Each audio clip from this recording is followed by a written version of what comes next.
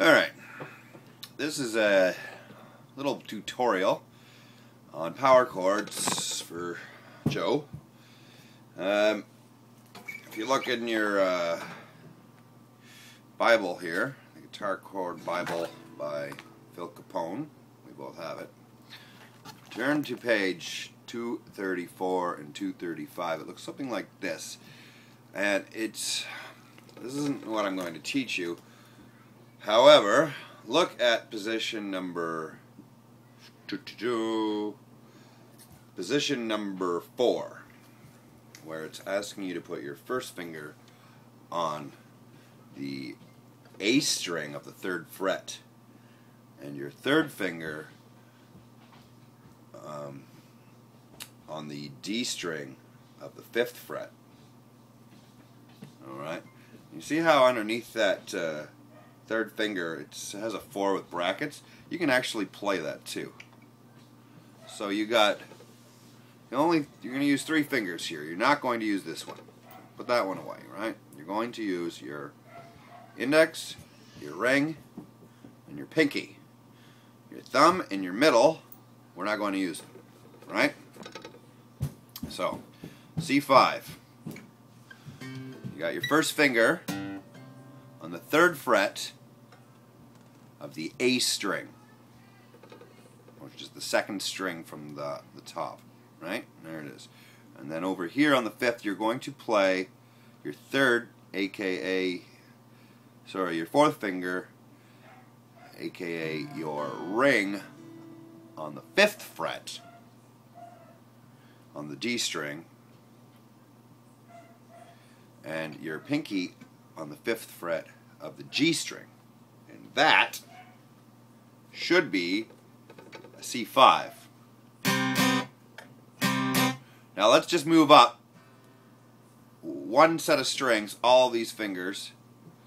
Now that's a G5. Okay? Oh, you can't really see it. Before we were down here. So we're just going to move everything up one set of strings. That's a G5.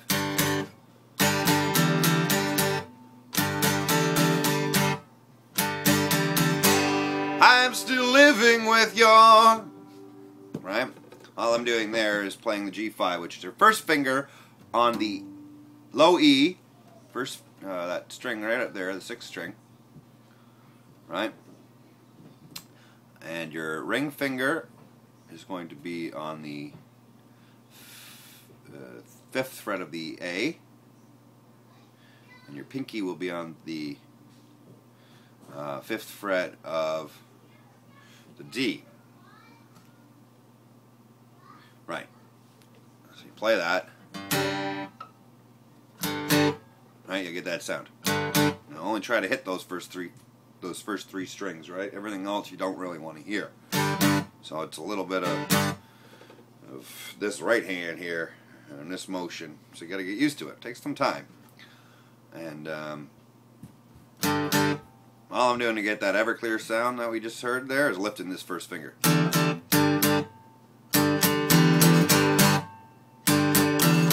I'm still living with your... Right? Now watch this. Let's take the same position for the G5, right? And we'll move it over a whole step, which is 2 frets. So now we're on, first finger's on the 5th fret of the low E, and you got your ring and your pinky on the 7th fret of the strings below, right? Same position. And then you'll get something like this. Remember, you're not doing anything with this middle finger here.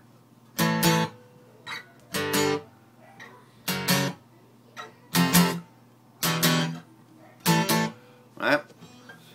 Power chords are a good way to get into the bars because you're already getting that positioning. Because, let's see, how do I explain here? This is kind of like an F power chord way down here, which is the same thing. Just move that whole thing over there to the beginning there. And that should be, sorry, an F. An F bar chord sounds kind of like that. So, anyway, that's how I started learning. Hope this helps you. If you're interested in this riff, you can look look it up on Ultimate Guitar, right? Let's do this again, starting from your first finger on the low E, and your second and third fingers, low E of, first finger on the low E of the 5th fret, and your second and third fingers, fourth, blah! Want to learn this riff? Look into it further.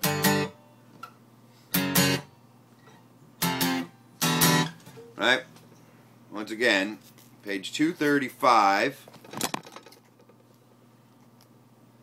number 4 here.